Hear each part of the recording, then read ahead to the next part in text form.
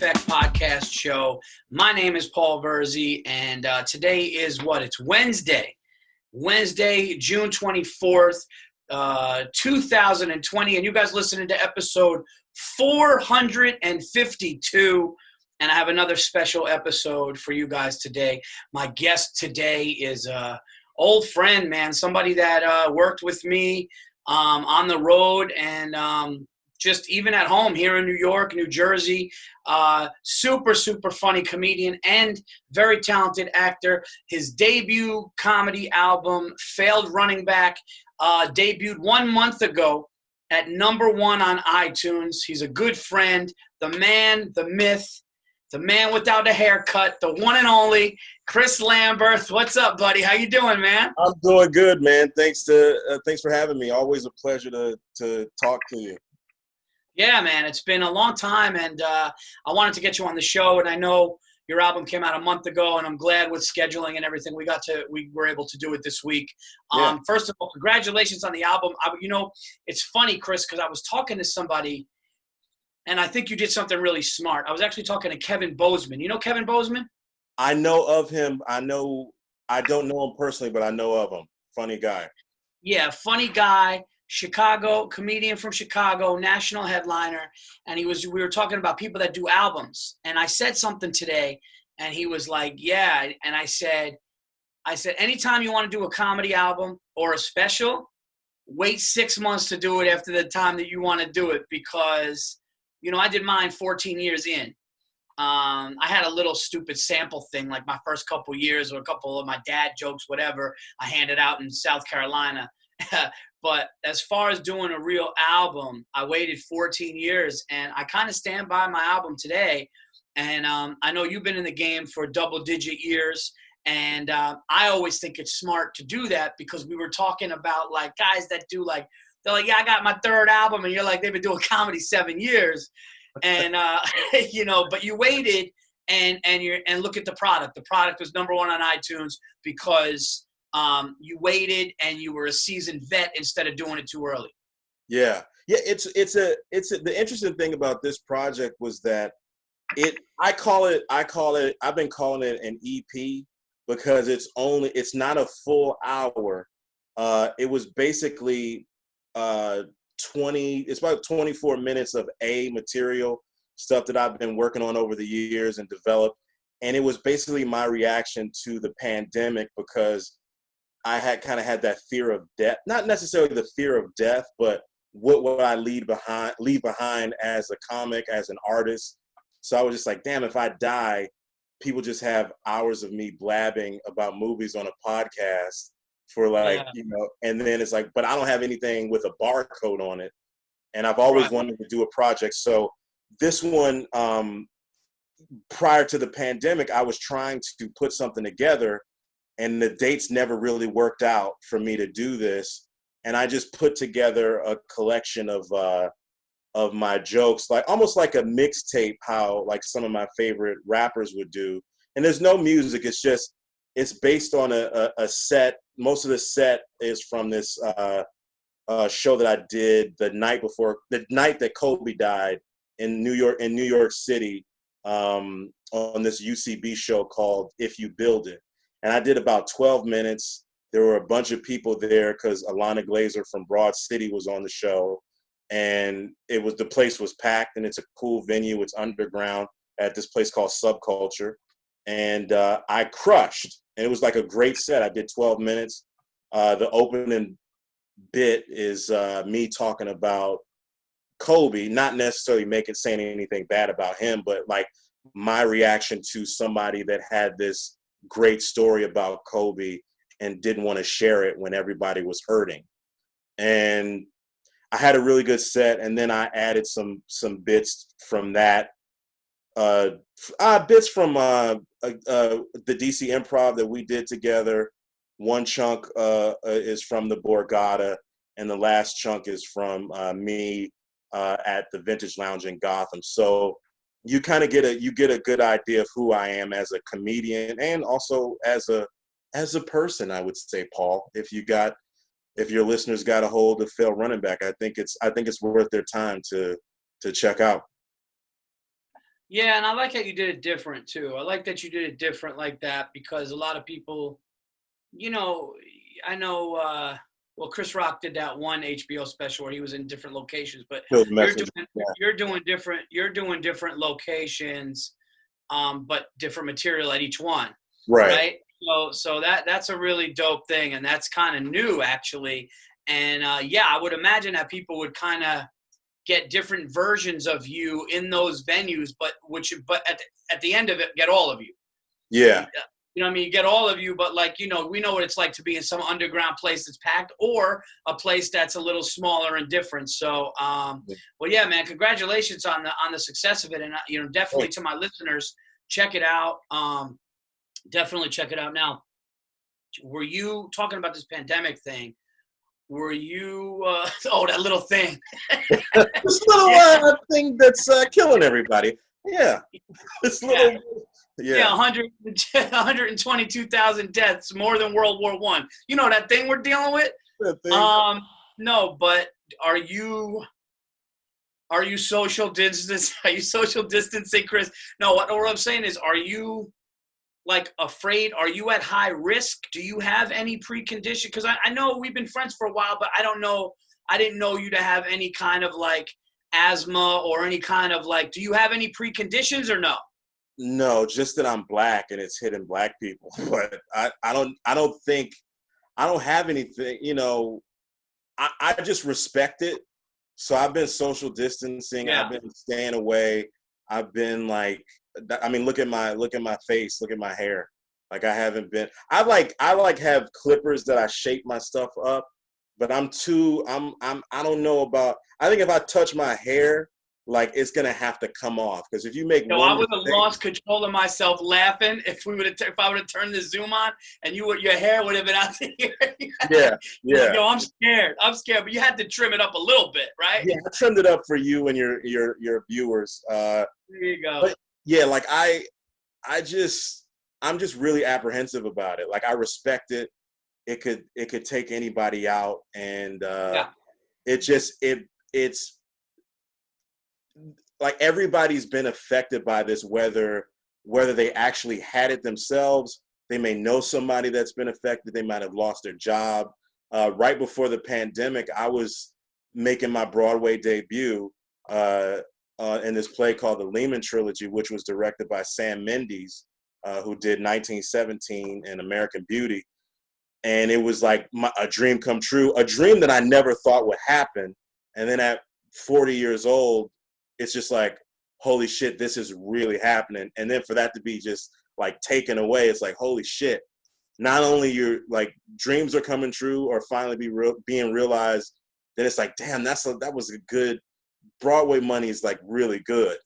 And Yeah. you know, just like, damn. So I was affected in that way. I know friends that had it, you know, and just yeah, man, it's affecting everybody. So I'm apprehensive about the way the vigor that everybody's just like going back, like the shit isn't still out there, you know. Yeah, and what's really fucked up is, I told you, I had it, and Yeah, Stacy and the kids had it, and I've talked about it a million times on podcasts, so I won't get into all of that, but I'll tell you that, like, yeah, when I had it and it first came out, I didn't know if one night, the first few nights, I would just wake up and need a ventilator because you just don't know how it's gonna react. But what I really don't like about it, and I guess it kind of goes to everything that's going on in the country now, it's that like COVID became politicized, where it's like if you wear a mask, you're like a liberal Democrat who's like listens to the media, and if you don't wear a mask, you're just some Trump support, like, and I'm just going like, yo, this is killing people. I had friends, man, and it's a lot of people that, and what I noticed, Chris, is a lot of people that are acting like that and politicizing it and saying, no, it's not real, or, oh, yes, it's definitely real. Oh, of course it is. But those people are in places that it's not affecting. So it's like New York City, man, I had two friends that were on ventilators and in ICU and about to die. wow. Like about to die. And Jeffrey Gurian? Yeah. Gurian Jeffrey Gurian's a sweet guy, comic. He's a columnist for comedy forever. He writes comedy, does comedy. He's been around comedy forever. And the guy was guy had a fever for almost you read what he wrote. He was thinking about killing himself. He got a fever for a month. Then he went on a ventilator and came out. Jimmy Big Balls, Jimmy from Gotham, the security guy in Gotham. Yeah. They said if he would have fell asleep or faint or like passed out, like that could have been it. He had it. So it's like we have friends in New York City that it affected. I saw what it was doing to people. I was one of the lucky ones that was able to. People called my symptoms like a sample platter. That's what I had. I had a little bit of a cough. I had no smell and taste. I had a little bit of aches and shit like that. Stacy and the kids, thank God, nothing. Me, I had a little of everything, but I can't say that I suffered. So it is real. So when I went to Arizona, they were like looking at me like I'm a bitch with a mask. Yeah. Like some old couple, they were like nudging each other, like, look at this fuck. And I'm going like, but it was because I was in a suburb, not near downtown. It wasn't affecting them. And now I got an email today going, you got out in the nick of time because now there's like a mandate and numbers are spiking everywhere because of that attitude. And it's like, it's crazy that it got politicized and you're smart to be like, no, I'm afraid of it because I don't know how it's going to affect me. So I'm staying the fuck away from it. Yeah. It's like, and I tell yelling at my parents not to go out because they're elderly. And for the first few weeks, I was ordering their food from like Instacart and Amazon and just doing stuff. And just like part of me was feeling guilty, like, because I haven't seen them in a while. So I was just like guilt buying them shit from Amazon. Like, it's just like, it's just like, trying to do what I could in that regard. And every so often trying to support local businesses with like takeout. I paid like $40 for a fucking pizza, and that I could have drove to the place. Like it's minutes away, but I was about to do some like a podcast or something, and I just said I never went to this place. I'll fucking do it. And the delivery guy appreciated. He was like, "Thanks so much." And so you try to do your part. I think, and then I look at these other countries that have like. They're at soccer. They're doing soccer now, like those packed stadiums in these countries because they follow the rules, and we don't get to do that shit. Like, do you know how much I want to see this new Christopher Nolan movie? Do you know how much I love movies? You know that. You know me from. You were the first person that I met in my life that I was like, this dude likes to be in the theater more than me and Christian, my brother. You know who you know very well. You know Christian, and Christian loves you. And me and you, the first movie that me, you, and Christian, first movie me and you ever went to see together was with Christian, and it was the first 21 Jump Street. And it was the very first one? I think the first movie we ever went together. Okay. All right. Like we talked about movies, and we would do Levity Live, which is in a mall that has a movie theater. Yeah. And I remember Christian came out to like either the Saturday shows or the Sunday show, probably the Sunday show. And the weekend was over, and we were talking, and then we went to see the 21 Jump Street. And I remember we were laughing. And when I knew that I really liked you, I liked you from the weekend. Yeah. But when I knew that I was like, oh, I could hang with this dude, was when we laughed really hard at that one joke about, do you remember? When he goes, yo, man, you're getting in too deep. I saw college applications. Yeah, I remember that. Well, I think one of the funniest times at the movie, we saw that, what is it? Jake Gyllenhaal and Hugh Jackman. Their kids are Prisoners? Prisoners, yeah. And so we were watching a movie, and like I think it was Hugh Jackman was yelling at the dude, like, "Where's my daughter?"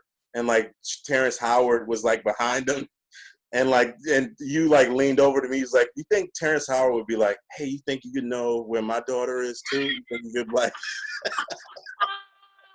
Yeah, Terrence Howard's like, "Yo, mine's all right?" Oh, dude, we were crying. I mean, what have you seen a little black girl? I mean, I know. He just whispered it. Yeah. And when we saw Taken at the beginning, like the other production companies like logo, I was, yo, they got dolphins in this one. we would always make jokes in the theater, but you love movies like I love movies, and Christopher Nolan's a beast. I'm just like, and I look at like AMC, so like they had to walk back that thing where they were just like, oh, you're not gonna have to wear masks or anything like that when we reopen, and people were just like dunking on them left and right. So they quickly had to walk back what they were saying that people have to wear masks. I'm not going in there, dude. Like it's an AMC literally across the highway from me. It's like my favorite theater, one of my favorite theaters. I don't see myself going until. I heard AMC might not make it. That's why they're pushing so hard I think they were trying, like you said earlier, like they're trying not to politicize things, but with them like saying you don't have to wear masks, that's like politicizing the shit anyway. So yeah, I don't know. That's why they're pushing for it. But I just try to. I have my schedule during the week, and on the weekends, I'll pay $20 for a movie. You know what I'm saying? Like I'll do that, or I'll get something on demand. And like I watched King of Staten Island, which I love. Was hoping to see you in it, but I know. Yeah,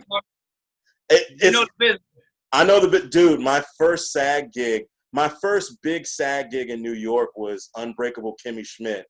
And I remember when I got it, like I cried in the car because that was like validation for all the years of hard work. I was like, crying and shit. And I do the thing. It was a magical day. And then my manager calls me like a year later, months later, and it's like, oh, you got cut. And and it's eventually that I got in on another episode, but you'll be on the Blu-ray. I'll get the Blu-ray.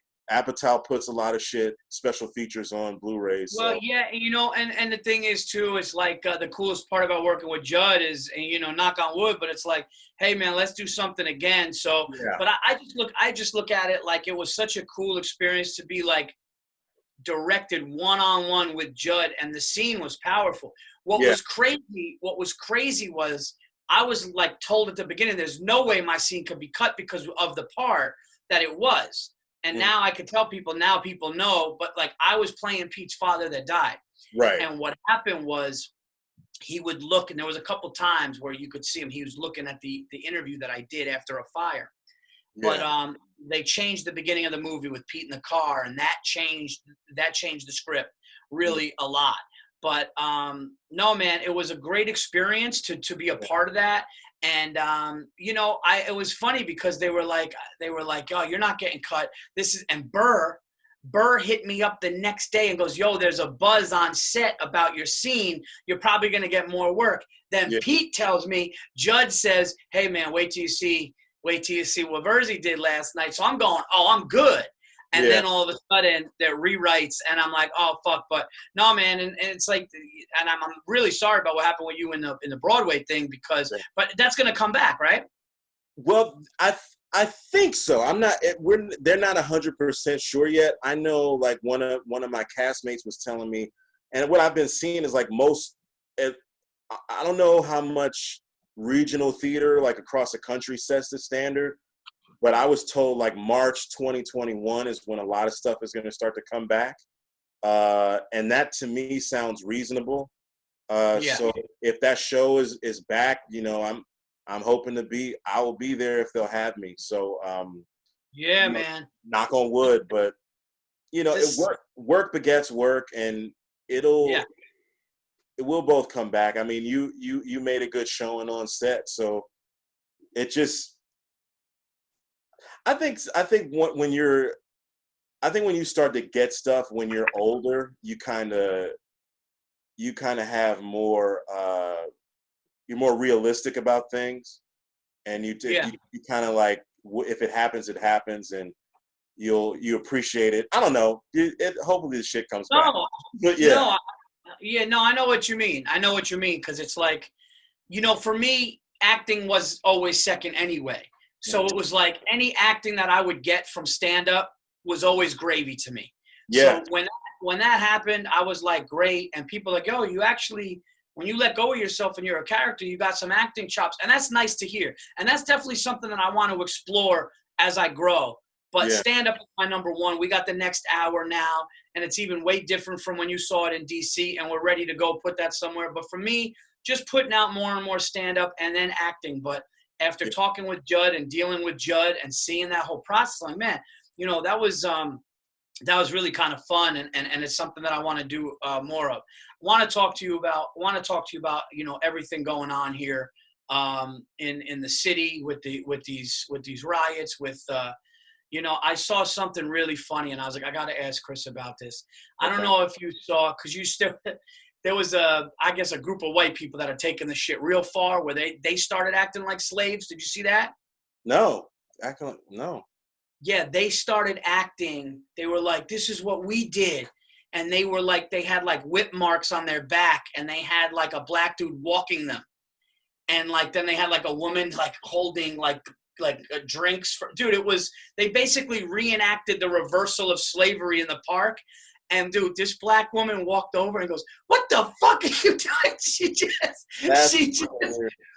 She just went crazy. And then another thing I saw was this black woman opened a car door during the riots, and she fucking yelled at this car of white people that were in like a Mercedes handing out bricks, going, you want to get people fucking killed?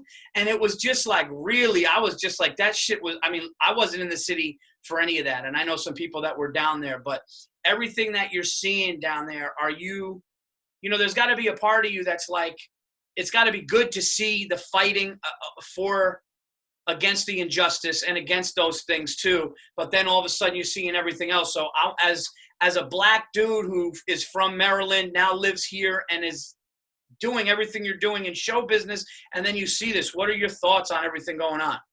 Well, this is the first time that I felt hopeful, because I think there's more white people involved. There's more white people that are taking the initiative to stand up against injustice. Mm-hmm. A lot of times before, it's like it's been people, you know,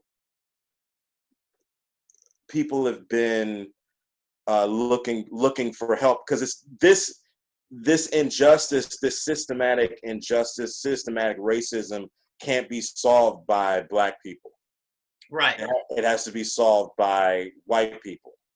And I see more of us collectively coming together for the greater good. So yeah. I'm more hopeful than I've ever been. I'm cautiously optimistic. And so I've donated money to like bail funds and stuff like that. And that was one of the first times I'd done that. I felt moved to do that. So I think the young people are that are protesting, not rioting, but those who are protesting righteously. I think it's good, and it's causing incremental change. And I think we can't just let go of it because it's cool for 2 weeks. Right. You know, right. And so we have to. I think just really. And I think it echoes and it spills over into the pandemic, where we just have to have more empathy for each other. And it just seems like, because America, one of the reasons we're still in it the way that we are with the pandemic, and it's just empathy. Like, we don't care. It's a selfish thing. It's like, well, I want to get a haircut.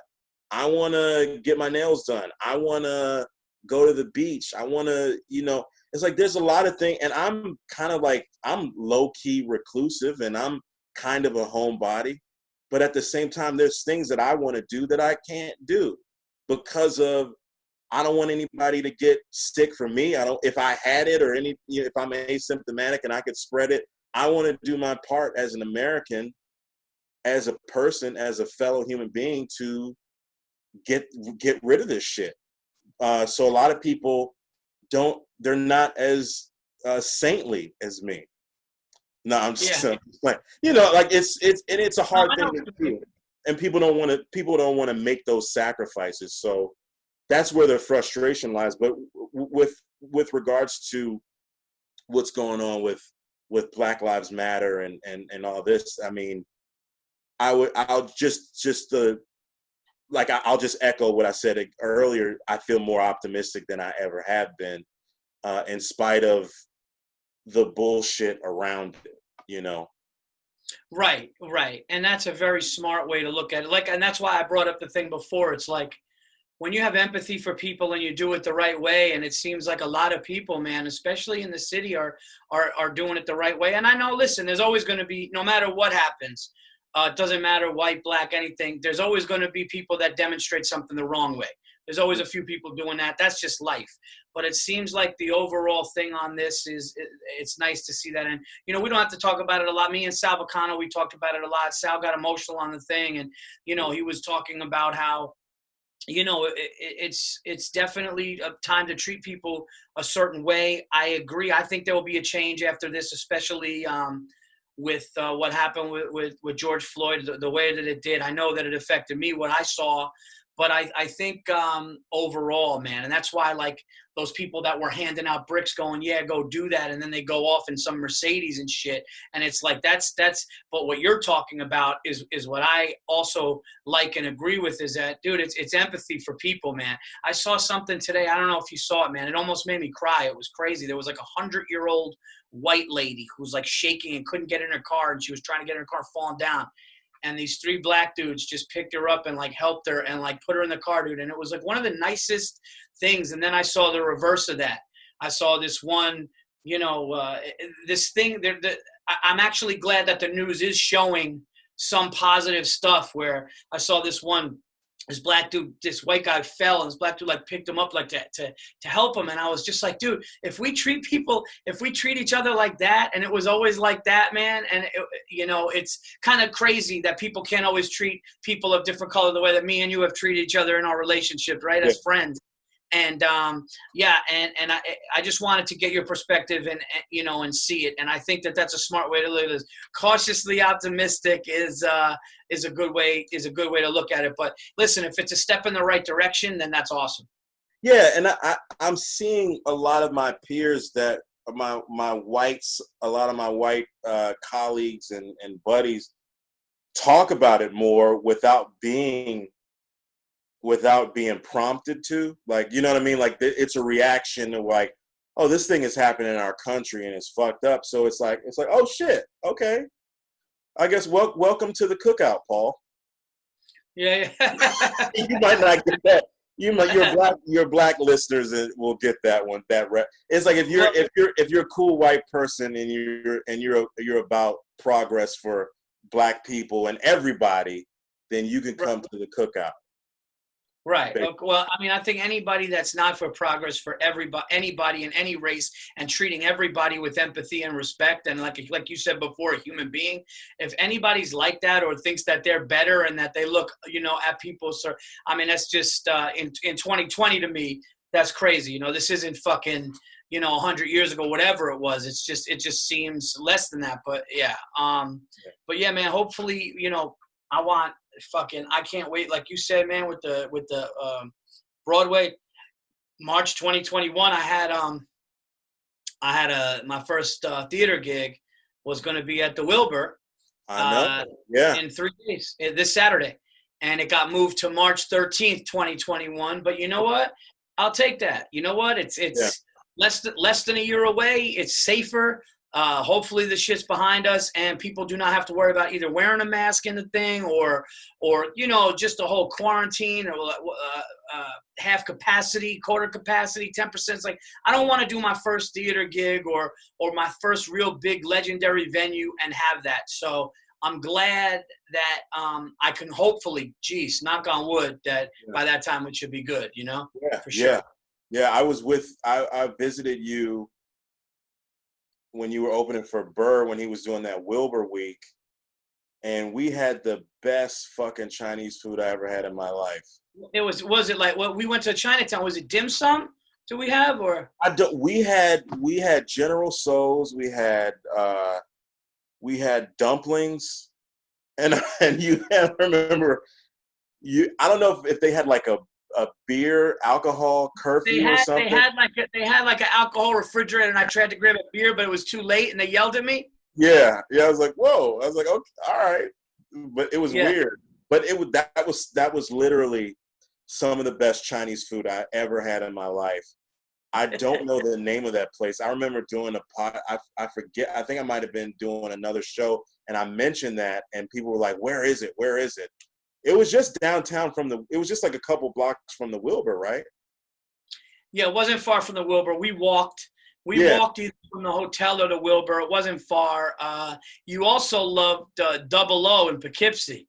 Oh my God, dude. Yeah, that's like how would you describe that? That's like it's kind of like a cheesecake factory, but It's an American, I would say it's an American cuisine because it's like an American cuisine place, but you can get other stuff, but their appetizers were crazy. like an upscale diner. Very much so. Yeah. It was almost like a trendy, I think in fact it might have been a diner before that or something like that, but it was good, man. I remember that. Yeah, that's a good spot. Yeah, I went there. I think I did a gig. I did a gig somewhere upstate, and then I was driving through there, and I stopped there. I was like, I had to stop here, and it was, yeah, all the food there is good. What's going on? You dating anybody? Not now. There were prospects that I was thinking about, like, I almost could have rekindled something or got something started, but I don't want to say too much on the podcast. Yeah, yeah. It would have been like, oh, maybe this could be something. It could have been, but the COVID hit, and I was like, wow. You know what you got to do when that Broadway play comes back? You got to act like you're taking her to it, and then just get the seats and then pop out. Just Like, hey, you can start singing and shit. yeah. Well, Was it a singing part or no? Well, this was just like a very small part in a show. Yeah, I don't want to say too much about it because I don't want to. But a major Broadway show. It was a Broadway show that, like, I mean, Sam Mendes directing, and it was like, it was a big. They had sold. The show was like pretty much sold out for a lot, and it probably would have ended the regular run probably next week, like, because it would have opened the end of March and was probably going to would have closed like next week, and maybe would have gotten extended to at least August possibly. So it was a big deal. Yeah. Right before this hit, I took Stacy to see To Kill a Mockingbird. How was it? Really, Ed Harris was the guy. Okay. It was Ed Harris. It wasn't Jeff Daniels. It was Jeff Daniels' run was over, Mm-hmm. and it was Ed Harris, and it was really, really good. And then I was actually in California, and then I came back, and then COVID hit basically. So. Yeah. Man, it was kind of like we went to the play in January, came back a couple weeks later, went to California. I was getting ready for some stuff and getting ready to, travel, do some shows. And then it was just like, oh, you're home for, 90 days. Yeah. And, but I made the most of it. I built a studio in the house, in my garage. I built the TVE studio in here. And, Nice. yeah, man, kids doing good. Lucas graduated grade school today. So. What? Grade school? So what is he in junior high now? So he'll be going into junior high. He'll be going into junior high. How old is he? 11? He's 11. Wow. Yeah, and Sophia is 8. So it's like, it's crazy. But I'll tell you something, man. Like, being home with them, it was kind of this mental and emotional break that I didn't know I needed. Oh man, yeah. Stacy was going through something where she was like, man, just going to work. She loves her job and loves who she works with. She loves the people she works with. She loves the company. But, every day, 7:30, getting in the car, going to Stanford, back roads. And I could just tell she was getting tired. And so it was almost like this weird, like the universe. I don't want to sound too deep and spiritual and shit. But you don't want to do that shit. Fuck that. Yeah. You can if you want. If you feel it, do it. I feel like, all right, you know what? I haven't really talked about this too much on the podcast with anybody really. So I'll just say it now because I've been thinking about it, and I saw a couple other people say it, and I go, man, I think like that. So I'm not I'm not somebody that's like God in the sky looking down, and I'm not like, I don't go to church on Sunday, but I do believe in something. I believe in God, and I believe that there's something God, like, I believe that when things happen, big things like this, I mean, this is kind of a crazy thing that's happened here. And it's not just a pandemic, and it's just everything that's happened here. I feel like the way the country, everything, with the politicians getting exposed, with the protests of what's been going on in the country, with the pandemic that's keeping people inside, and when they go out, they got to hide their face in the mask, and you're home with your families. Divorce rate goes up because people realize they're not with the person they should be with, and all that shit. That's happening all over the country. These divorce lawyers are cleaning up, Yeah. and I feel like it's almost like the universe putting something on reset for people to reevaluate their shit. I don't know how you feel spiritually. We've actually never really talked about this, but I feel that there's something stronger out there, and it's we're seeing results of it. And some people will be like, Virzi, you're nuts. But I've always felt that. I've always felt that way.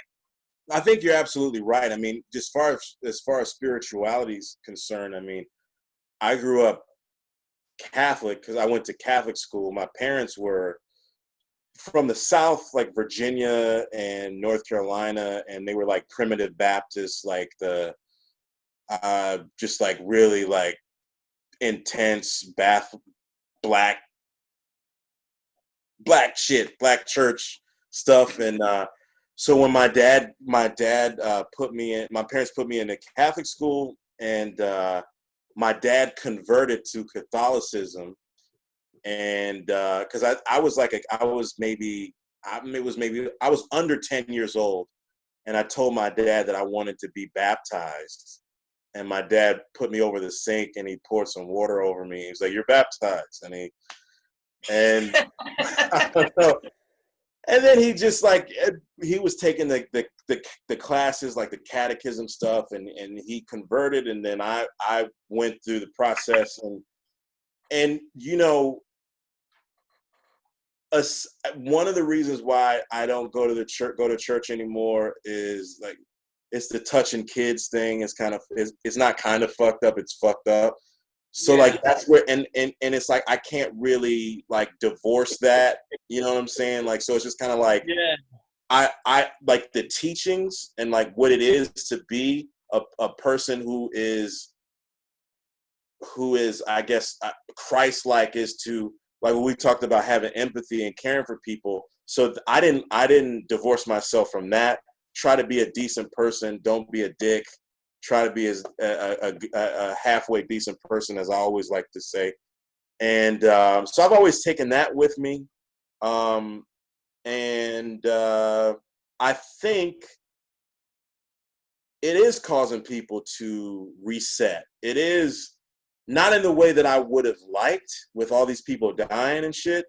But it's causing everybody to reflect and to slow down. Like, you think about doing comedy for all the years, being in show business, pursuing it.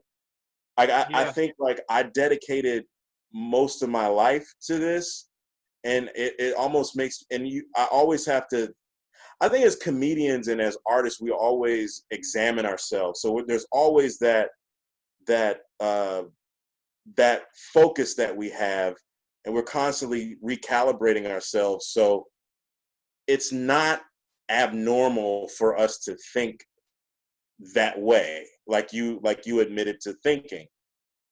And I think like it's like you grind so long and you realize you needed a fucking break. I wouldn't realize that. I wish it didn't happen this way, but I was thinking, so, mentioning being on Broadway, doing stand-up, having a day job. I'm 40 years old. I just turned 40 this year. I was looking at this, like I got all this stuff on my plate. Things are going well. But in the back of my mind, I was kind of like, how the fuck am I going to do all this? Am I going to do it? Yeah, I'm going to do it, because I watch my parents do that shit every day. and but it was like, how the fuck am I going to do this? And then when it happened, I was like, all right. Not to say that there wasn't any disappointment, but it was just like, Yeah. well, maybe I needed this. Maybe this is what I needed and what a lot of us needed, without so many people being horrifically Right. affected and dying from this. Right. Right. And I know what you mean. And we're not even saying it like that. We're saying that, like, unfortunately something happened that hurt people, but when you are told to sit home with the people you love and not leave, and all of a sudden everything slows down. I'm not in airports anymore. And Yeah. I'm not in car services, and I'm not in green rooms and hotels. And I'm not always thinking about the next thing because nobody was really able to. Where it's like, yo, Yeah. 60 to 80 days. So what I did do was things that I can control. I'm big on doing that. I can control making a studio in my house and making my online presence better. I can control me getting a producer, and now I have I launched a YouTube channel that's going great.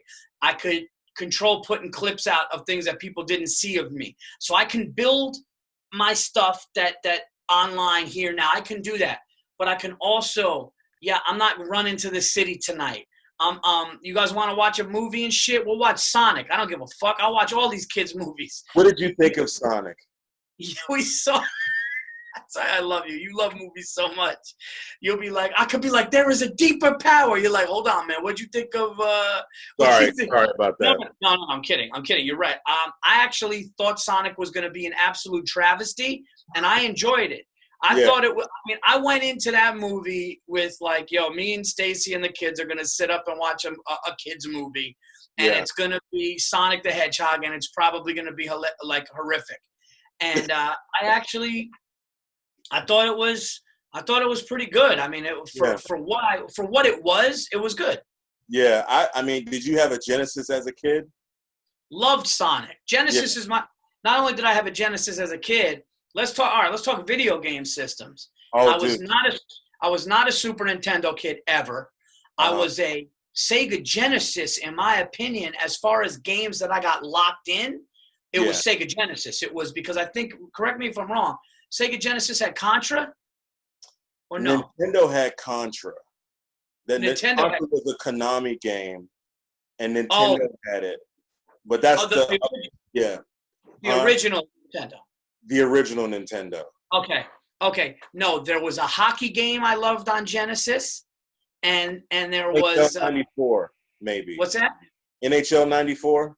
That's the game. Because that was the shit on swingers. Because that was NHL 94 was the best hockey game I've ever played as far as a video game. You're 100% right, but it also had Sonic, which I loved.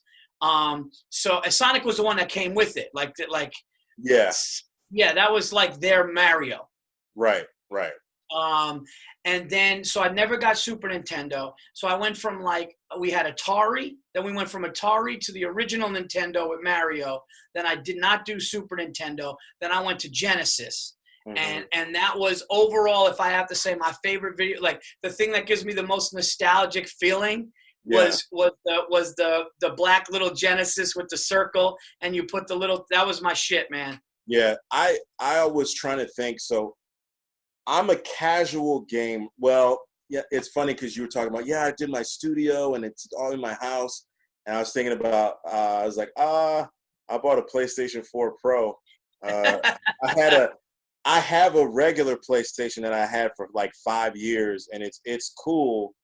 But there's this game called The Last of Us Part 2, which was a sequel to the one that came out like 7 years ago on the PlayStation 3.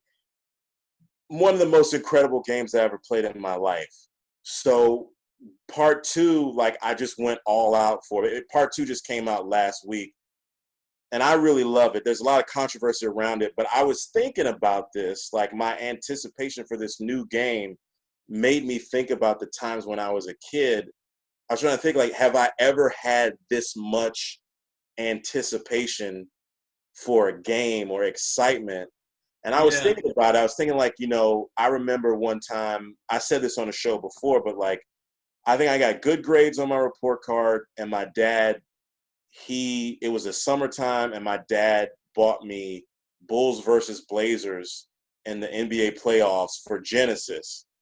And we called all around, and they finally had its place in Falls Church, Virginia, at Toys R Us, and I got that game, and it was like, it was the shit, man. It was like you get, like, I don't know if you had this, like, if your parents take you to Toys R Us, and it was something magical about that place where you see the game, and they have it in that little slip that you pull the card out, your parents pay for it, and they go to that little box, that little kiosk place, and they pull the game out, and it's like, Oh yeah, man. Yeah.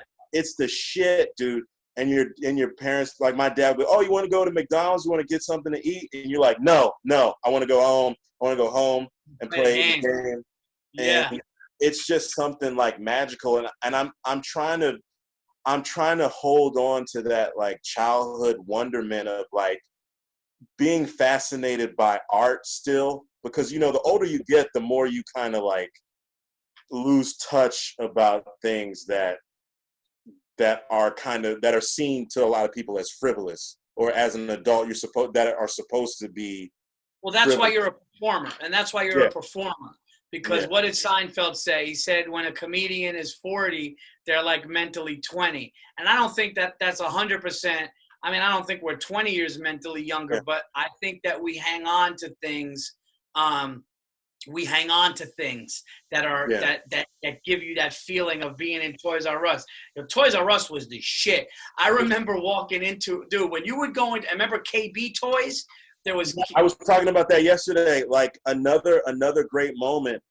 I don't know. It's like this game G.I. Joe for Nintendo. That was the Snake Eyes. He could jump higher than everybody. I don't know, man. That was like the shit. And I guess it was like based off like, I had a good childhood with getting toys and shit, but most of it was based off achievement. Like if you did well in school, you got a good grade on the test, you get a toy. But like those, it's almost like the same anticipation that you get before you go on stage, like those butterflies, like those good butterflies, like where I'm about to have this experience at Toys R Us. I'm about to unwrap this present. Like I'm unwrapping these bits on stage for this audience or whatever. It's like your wife. It's like when your wife is like, "Why don't you go get some condoms?" You're like, "Yeah." Your word? Okay. You for real? No, but I remember. Yo, dude, you're bringing me back right now. I'm so glad we're talking about this. I graduated kindergarten, right? Yeah. I graduated. First of all, He-Man was my shit. Number one. My God. Yeah. He-Man was now when I see his haircut, I'm like, yo, this dude looked like a fucking. He looked like a weirdo. I mean, he had the chopped up bangs and the fucking. But dude, when I tell you He-Man, so my mother used to take me to Woolworths. Do you remember Woolworths? I remember Woolworths too. Was this in Westchester? This was in Westchester. Y'all had them all the way up here? Yeah. We had a Woolworths. And Woolworths would sell He-Man action figures for anywhere from like $7 to $8, $6, whatever. And every time my mom would take me there, I'd beg. And if she said no, I'd cry. And if there was a new character I really wanted, and I remember the skunk man, he smelled like a skunk and shit, like through the box there. That was the best, right? So, dude, Chris, I graduated kindergarten. It was the day, and I woke up. And when I woke up in the morning, my mother had arranged Castle Grayskull, the whole shit, the one you open from the back. Yeah, and she opened Castle Grayskull, and she had Skeletor on fucking standing there. She had He-Man standing there, a couple other characters, one of the cats that he fucking rode and shit. And, dude, what's that? Battle Cat. Yeah. And I saw that shit, and to this day, I'm a grown man with children who graduated 5th grade today. Yeah. And tomorrow's officially his last day, but today was his graduation drive-by. It was nice, a little different, but and I saw that, and to this day, I think about that moment of joy that I had from that, and it's such an innocent thing, like and even when you get older and you get Xbox, so then you get people Yeah. like Lucas has PS4. Even when you have that, and I'm like, hey, buddy, we getting a game. You want to get a game? And then you get a new game and you play it. It's like that feeling of doing that. That's like there's something about that I don't want to ever go away. No, you're absolutely right. I remember actually one time you had like a cookout at your place, and it was Lucas's birthday. So I remember I went to Target. I got him like a couple action figures, and Yeah. I'm in the toy section. I'm like, God damn, I want some. So I didn't, but it was just like I was like, these are. It always takes me back. Like it's just like those moments. Like so fast forward to Friday morning, like the game, The Last of Us Part 2 came out, and it was live at 12:01. So I downloaded it to my PlayStation, and I start playing it. I was just like, I stayed up till like 4 or 5 in the morning playing that game. It was just like, I was like, oh my God, I'm playing this. This is fucking amazing. So it's like, it's the shit, dude. So it's like everybody, like you have to, whatever it is, you got to find whatever that is. Whether it's a pursuit like stand-up acting and show business in the arts, or if it's something that's your pastime, you got to find something like that to just kind of keep your sanity. I was like, I needed this. I needed this. Or let me ask you this. And this, I'm not trying to be funny here, or is it because we're sad about things that we lacked, right? Because sometimes I think about this. Sometimes I'm like, in childhood, or yeah, because I was talking to somebody about this, and they go, even the biggest comedians, right? You want to say Chappelle, Louis, Rock, Burr, these guys, they all get on stage for a reason. Mm-hmm. Me and you, we get on stage for a reason. You want to get up on stage, you want to be in show business for, yes, we love it, but there's something with either insecurity or attention or something that we have. And I think you're right. I think holding on to a great feeling, but maybe there's something there. And listen, I'm not a psychologist, okay, at all. But maybe there's something there that feeling of innocence that we had then too. Like it was almost like there was like this happiness and innocence and all is good in the world in that moment. And then, because the more, I got to be honest with you, Chris, and this is another thing I really haven't talked to people about. I mean, we've glossed over it before with some other comedians, but there's a lot of sick individuals in our business. There's a lot of fucking mental health issues. I'm not saying that I don't have, what I went through in 2016 with depression and all that, but then there's people that are just really out there and fucked up, and you listen to them talking, you're like, holy shit, there's a lot of things. And I think it comes from a lack of something when we were kids. Now, I know what it was with me.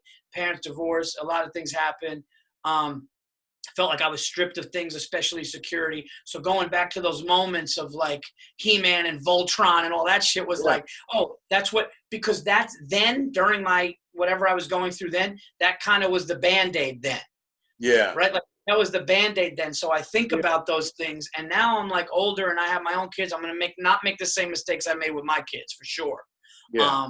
But I think that what we grew up, and I don't know how you grew up. I mean, I know you grew up with both parents staying together, but I think performers have an attention thing or something that we subconsciously continues.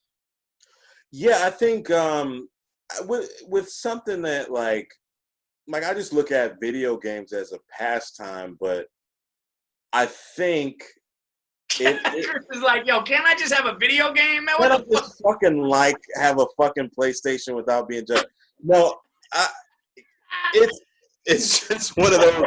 It's one of those things where it's like it's an escape. It's definitely an escape, because I realized that even during the pandemic, where you kind of I've been secluding, quarantining and all that stuff.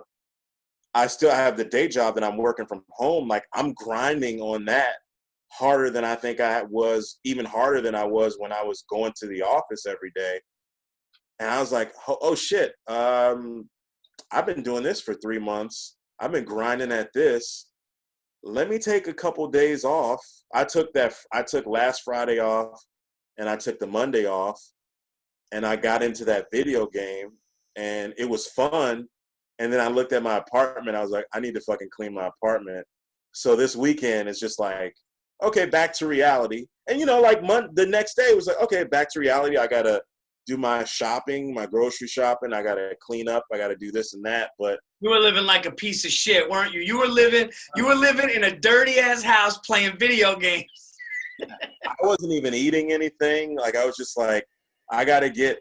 Part of it's like because I have a podcast and I got like, I want to just be in the mix of like talking about it. Like I'm gonna talk to this guy, this YouTube guy, and we're gonna break the game down. And it's for my podcast and stuff. But it was just like the wait was like 4 years for this thing.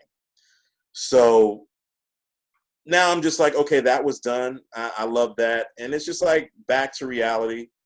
But missing things. Both my parents were together. I think I'm realizing things now in my adulthood that I'm like, where certain things that, not to blame stuff on your parents, but it's like, oh, I act this way because my mom did X and my dad did Y, and yeah, I'm like this because of that. And they're like, the more that I think about my parents. When you're a kid, you think about your parents as like being. Pete Holmes said this in a. I'm not going to say a verbatim of what he said, but he said something along the lines of like, when you're a kid, your parents are like these superheroes. Mm-hmm. Like you think that they're these perfect people that can do no wrong, and you realize as you get older that they're just people. Yeah. Like that's just a guy. That's just a lady, and they're doing the best that they can. And but then, like you said, you're not going to try to not make the same mistakes that they did with you, and there's that correction. So I think now in my adulthood, I'm learning things that I'm just like, oh, this is why I'm the way I am, and I need to correct this. I need to try not to project that on anybody else. Take the good things that they gave me. Like Father's Day was, just a couple days ago, as we're, while we're recording this week. And I had like a nice conversation with my dad, who I think he is my hero. He's still my hero. And I said, dude, if I could be a quarter of the man that you are, I'll be all right. That's flaws and all. My dad is still, my hero, and my mom too. And they're imperfect people. So it's just, one, I'm an artist. Maybe there is, I was a spoiled kid. I would just say, but then when I was old enough to work, I got a job and bought the stuff that I wanted, like toys and video games and stuff like that. So I don't know if I'm answering your question, but no, I know. No, man, it's all good. I mean, I agree with you that the older we get, we realize that we do come from our parents, man, and yeah. they came from our grandparents, and they want to do the best that they can. Of course, they make mistakes along the way. I'm sure Stacy and I hopefully will make less mistakes, but mistakes nonetheless. And all you could do, and it goes back to kind of full circle what we were talking about before, is, I'm going to teach the next generation, which is Lucas and Sophia, to treat people with respect. And when they see all this craziness on TV, and they see the anger and the pain and the love and the hate and all this, and they're asking, I'm going to say, well, you know what? If you treat people kind and you treat people with respect, and doesn't matter what color, creed, nationality, you treat all those people the way that you want to be treated, then life is better, and it's a nicer experience for everybody if that's what you do. And I mean, my mother and father were young, man. My mother was 22 when she had Christian, and I think 27 when she had me. And I look at, Stacy was when Lucas is born, you know what I mean? Lucas, we were in our 30s, and so it's just a whole different thing, and you just learn from that. But I could have had it a lot worse. And I think we all could have had it, you know, we could have had it. We could have had it a lot worse. And you had loving parents and shit. And I like talking to you because you're one of the only children I know. Because a lot of only childs are fucked up. And the reason they're fucked up, no, they are though. They are. Here's why. Because it's not necessarily a bad thing. It's almost like the parents have to do that because they're not going to give a sibling. Right, no sibling is coming.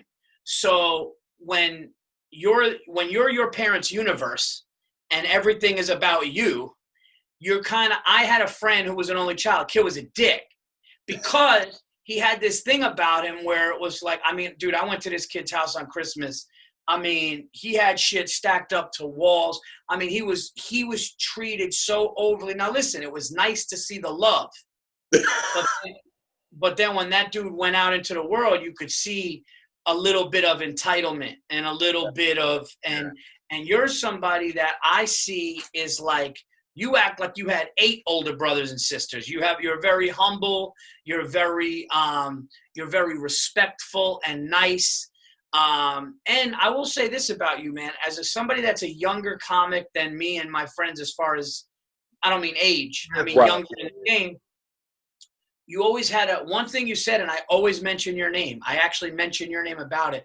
I was fortunate enough to have like the set of my life at the Garden the last time, especially the last time in the round.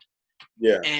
And you had told me when we were at Yard House after Levity, you go, yo, do that story, that basketball story at the Garden. And I was like, well, Chris, I was like, I only did it once at New York and once at the Cellar. And you go, fuck it, close with it. And I always tell people the story because people are like, yo, that joke. And you know, that joke is going to be, as I don't really want to talk about it now because it's going to be my new closer for the next special. But I tell people I was figuring out how the set was going to go. Mm-hmm. And then if the set went the way I wanted it to, it was going to be gravy if that was great. Yeah. And it ended up being great. And I always go, Chris Lamberth, you and actually Burr both encouraged me for that joke, but you were like, just throw it out there now. Well, that's great company to be in. And so mention my name to Burr and Apatow and all those people. And hey, All Things Comedy, Mundane Festival, bring me on. You need I'm guilting them into bringing a black number.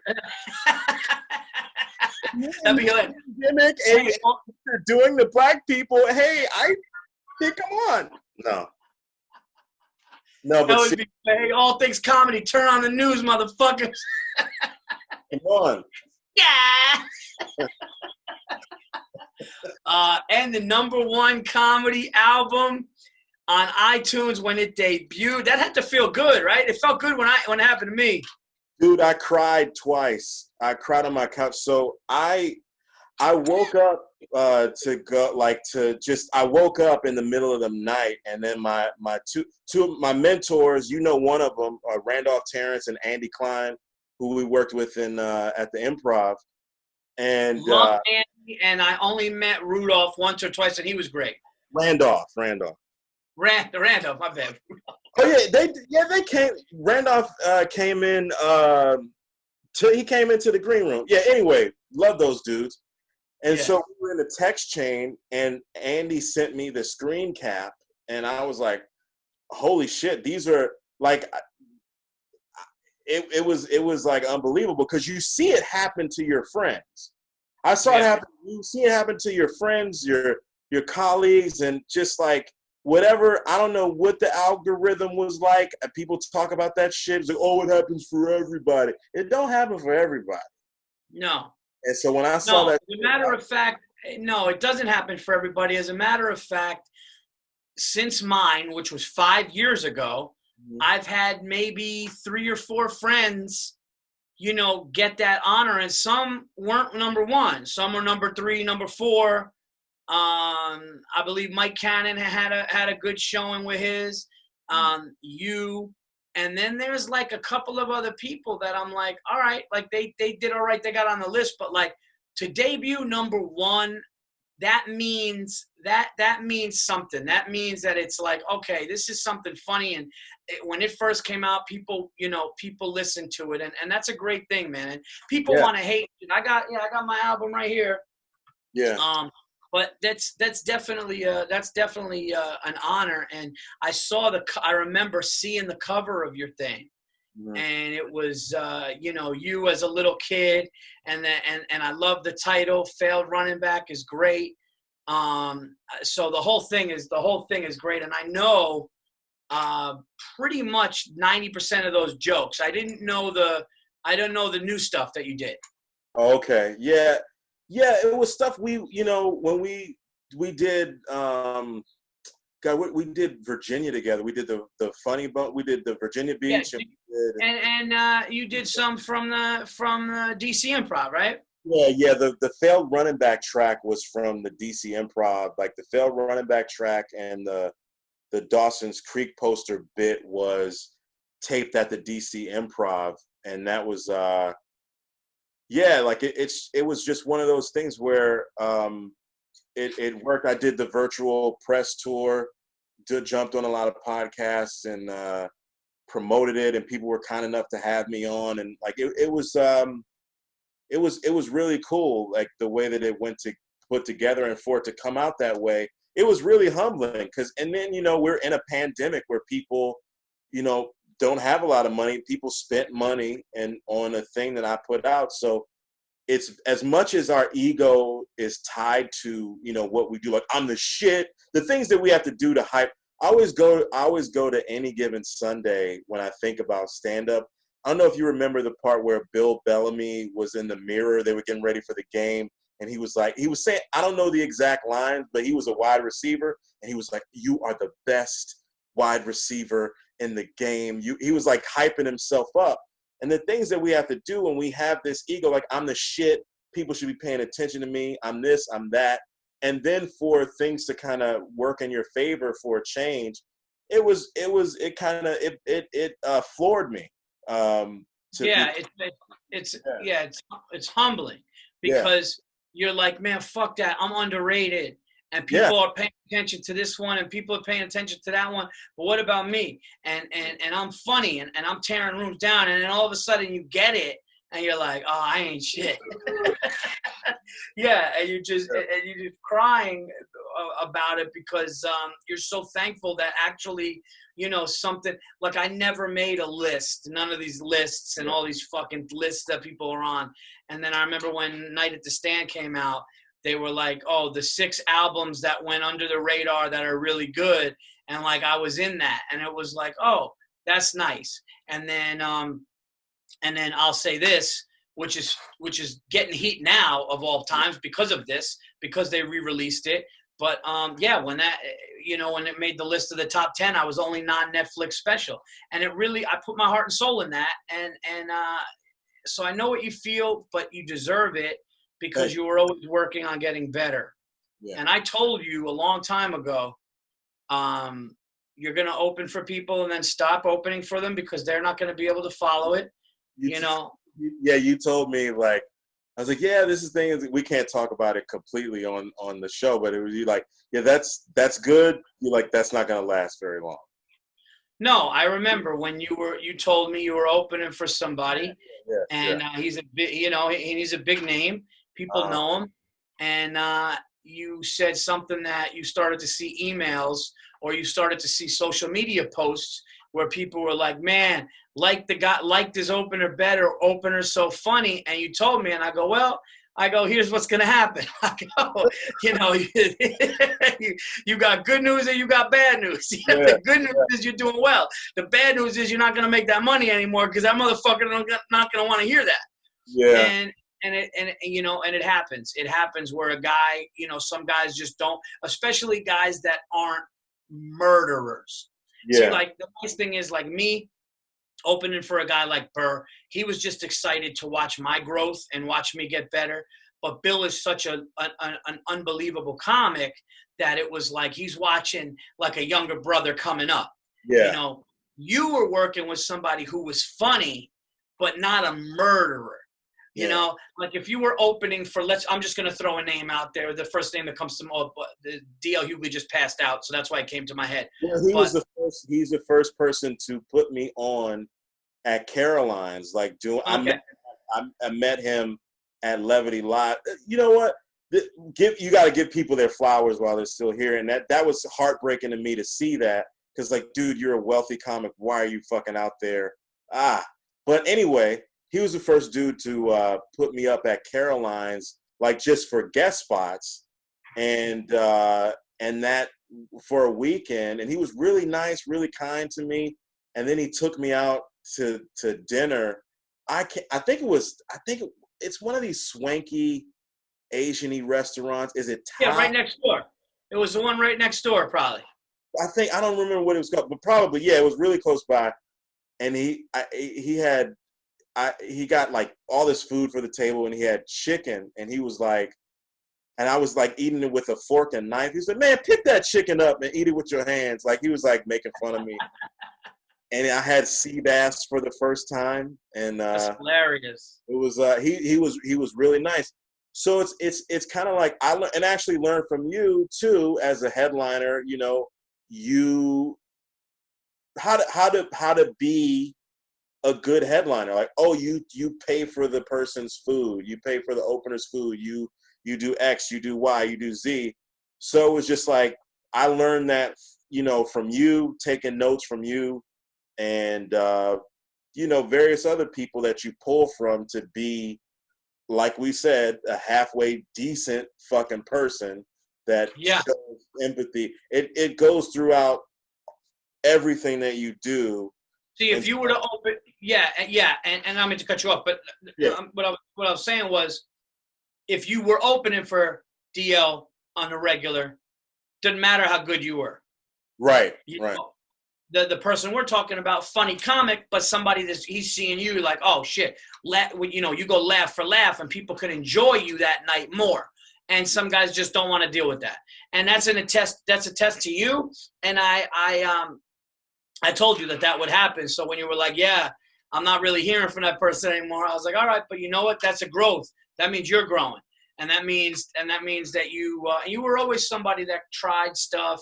You were always somebody that like loved to watch things. You always loved watching it. I remember you watched Burr do his helicopter act out. You were blown away by it. You like watching. You're the type of guy that you like to watch like, you would say things after watching me do a joke and go, oh, that thing you did there, hold it for another second and do that. And I think like where your acting chops would come in. And you loved that part of it. But that's actually gonna, and what's gonna help you when you do your first special is that, because now it's like, because that's what's next for you now. Yeah. You know? Like the first, you know, I would like to do a full length project, you know, hopefully probably next year, and to do that, but we'll see what happens. But yeah, this is like, putting this out, it's like, okay, now motherfucker, you got to do more work. You got to write more. You got to try to put something else together. And so I think that's almost, I mean, that's the fun part to me, is like figuring things out. In the presentation of the special or the album taping is the icing on the cake. Like, all the fun is working towards that goal, to say, I'm doing this bit, this worked here, this doesn't work, I'll put this here, change that. To me, that's where the fun lies. And then presenting, you know, it's funny. It's Adam Ferrara said something to me before I shot my first special, and he said, and nothing really about material or anything, just an experienced comic advice. He goes, I go, yeah, I'm about to shoot my special. And he goes, why you look like that? Why you act nervous about it when you talk about it? And I go, well, no. And he goes, no, you're acting like you're overthinking it. And he goes, listen, you already put the work in. He goes, you already hit the home run. He goes, now just go run the bases. And it's like, and I was like, that's a smart way to look at it. It's like, okay, I know the bits. I'm going to go have fun with the bits. I worked for this. And what I'm excited about is everybody that knows me likes this next one better, and now it's even better. So now it's like right before the pandemic, we were about to do something with it. Now we're going to do something with it now. But, your next one, because you did it. And what'll happen with you is it'll take a little time to start to develop the pieces of the foundation to build.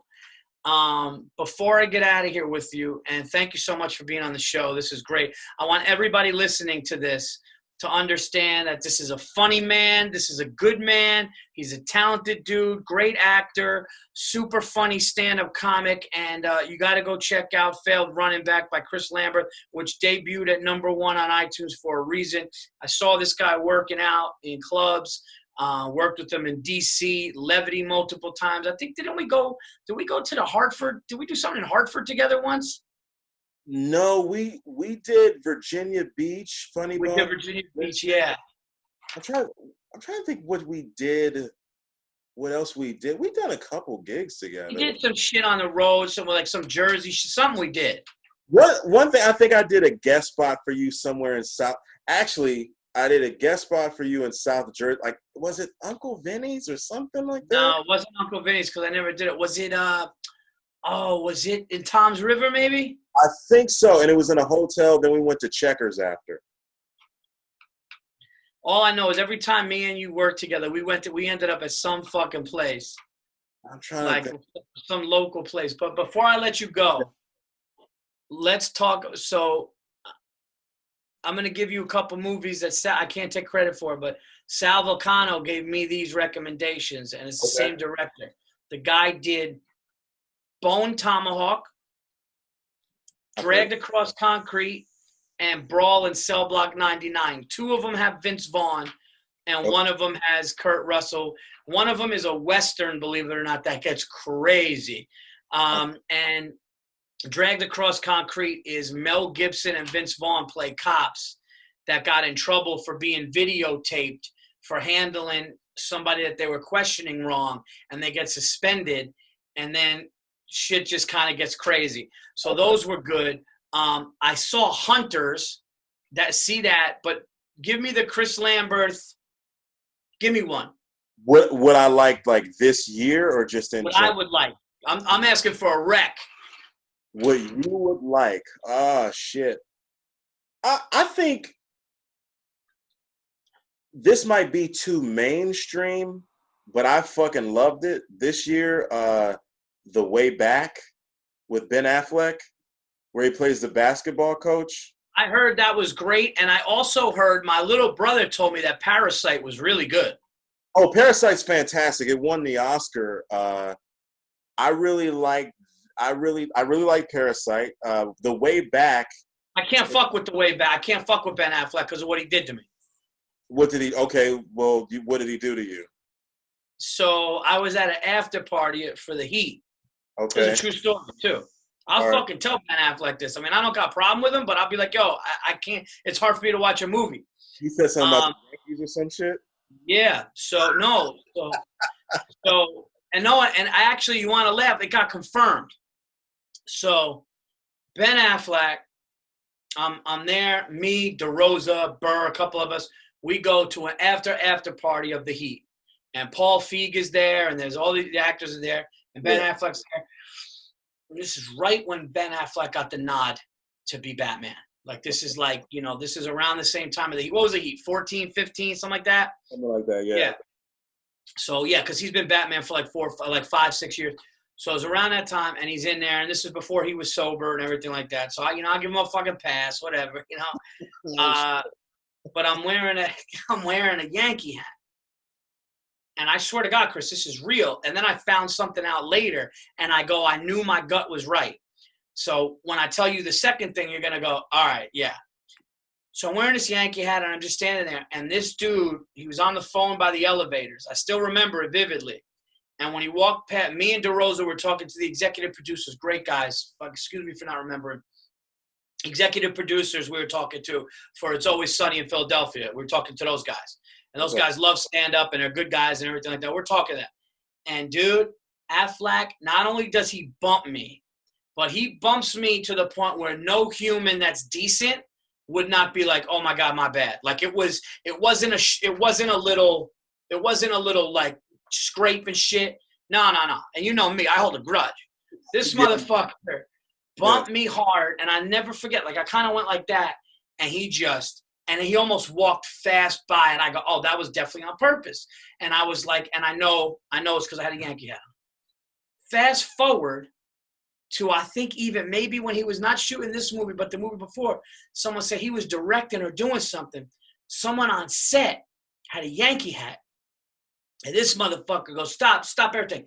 Get that out of, and like he's got a thing. And for years I was saying it, and then more and more people telling me that like that's how he is, and that's what he did. So I can't root for this motherfucker coaching. I'm root against the team. I'm gonna root against the basketball team. You know, so think about that. How would you? And so now here's the deal. I'm only fucking with that guy's movies if I get an apology. So, all right. So I'll say watch his girlfriend's movie, Knives Out. That's really good. So don't watch. I saw Knives Out. Well, who's his girlfriend? Ana de Armas, the lead girl, the caretaker. Maybe. Yeah. The one that he took care of. Yeah. Oh, that's who he's with now. Yeah. She's bad, dude. I like Knives Out. So I would say another movie that's good that I fucking loved it. Waves. Have you heard of that movie? Waves. Yeah, it's a movie about this family, a tragic event that happens to this family in South Florida, and it's just like they deal with the aftermath of the tragic event. They show you what their life is like before the event, and then what life is like for certain people after it. That's really all that I want to say, and it stars my man from This Is Sterling K. Brown, who he played Johnny Cochran in the OJ miniseries. No, he played oh my God, he played Christopher Darden in the OJ Simpson series. Okay. He's the black dad on This Is Us. He was really good in the OJ thing. He was fucking great. Like, so that was good. And it stars this kid who's like become my favorite actor. This guy Kelvin Harrison Jr., who was also in this really good movie Luce, Luce, that I believe is on Hulu right now. So you don't have to, if you have that service, you can just look that up. And if your listeners and fans are into, I don't know, they're putting all these like black movies for free. Like it's kind of funny how, it's like they got Just Mercy and Selma, all these black movies where we get the shit kicked out of us. And watch that for free. How is Just Mercy? Good? It is good. I think Jamie Foxx was terrific in it. Like, it's worth it for seeing that performance. I think he could have got a Best Supporting Actor nom. He should have. I think he may have, actually. Anyway, you didn't love the movie, though. It was fine. Like, it was solid. It's a solid movie. But I would say Waves, Loose, The Way Back, movies that just, like, I really loved. And if you want something that maybe you can watch with the missus, I really enjoyed The High Note with Tracy Ellis Ross and Dakota Johnson and this kid Kelvin Harrison Jr., who I think he steals the movie from both those leads. So that dude's one of my I'm like a stan for this kid. Like, he's fantastic. Yeah, so I would say those. Yeah. Yo, you see? I mean, I want to fuck with Ben Affleck movies. I think you know what I kind of garnered off of his press tour for that movie.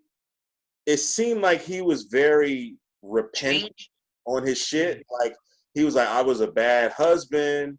I wish I was like kind of he was opening himself up because he was selling his movie, but he was very like, I'm trying to change. Yeah. That's what he was getting. You're like. Yo, I might talk about it in my special. Hey man. And be like, I want an apology. And if you cry, then Maybe you got something. Imagine you just saw me weeping with the way back, and then at the end, I just put my Yankee hat on. Start crying. Chris, man, this was so great, man, having you on here, and we definitely got to do it again, man. And I want to, more importantly, when this madness is over, we got to hang. One of my favorite things to do is go when me, you, and Christian go to a movie. It's always a good time. We go to dinner, we go to a movie. So I think we definitely have to do that. But this was great. So I hope you enjoyed it. And thank you so much for doing it. Guys, check out Chris Lamberth. Chris, where can they get you? What's all the social media stuff? Sure, you can find me at Chris Lamberth on Twitter and Instagram. And I have a podcast called The Mundane Festival, which is available wherever you listen to podcasts. And Virzi's been on it a few times. Got to have you back again, man. We love to do it. Yeah. So, that's available, and Failed Running Back wherever you listen and buy music. Guys, we're in a pandemic, okay? Get Failed Running Back. It's funny. It's heartfelt. It's Chris. It's really good. And, Chris is somebody that you're always going to be seeing more of because he's a hustler. That's one thing I always admired about you, man. I would talk to you, and I'd be on the phone, and all of a sudden you'd be like, yeah, I'm in Orange is the New Black. And I'm like, what's my manager doing? It's a lot of blink and you'll miss me's, but, it's the residuals are still coming in, so. Not like I remember like old managers I get mad at. Like, yo, every time I talk to Chris, I'll be like, how this motherfucker's in shows. Yeah. Let's say I owe Sally Mae a lot of money to be. Well, stick around 1 second before we, after we get out of here. But guys, this has been episode 552. My dear friend, Chris Lamberth. It was nice just talk about everything that's going on, everything that you've been going through. The haircut. The haircut's coming soon. I know it. I don't know. Or just let it go out, man. Just blow it out. Yeah. Thank you, guys. Till next week. You'll see clips of this coming up soon. Until next week, I am out of here. Chris, thanks so much. I'll talk to you soon, brother. Thanks, Paul.